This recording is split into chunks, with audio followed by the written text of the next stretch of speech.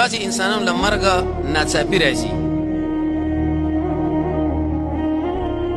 غیر اختیاري په یو ځای کې ناستې راپرېوځي، مجلس کې خبره کوي ایسته راوغورځېږي، مجلس کې خبره کوي کرارې دا سر کېږدي او په دې وخت کې دله دا مرګ راشي، نو آیا دغه مرګ د خیر مرګ دی او که دا د شر؟ په بل تعبیر باندې دا مرګ چې د انسان له متوجه شو، نو آیا دا اوس عذاب دی او که دغه شان دا د رب العالمین د خوا نه رحمت دی؟ خلک وایي پلانې سړی چې دی هغه ناڅاپي مړ شو.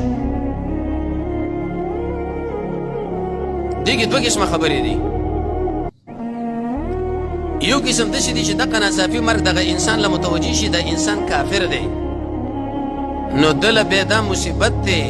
وجه دا ده محدثین دا خبره ذکر کوي چې دومره مقدله پیدا نه شوه چې ده پکې توبه ایستلې وی، رب العالمین له انقیاد کړی وی، الله رب العزت له رجوع کړی وی، تر څو پورې چې د هغې په تکل باندې دا را روانېږي مخکې تر مخکې ملایک راغله او ده باندې دا اورمیږ مات کړي او سړی مړ کړي، ختم کړي، لرې کړي.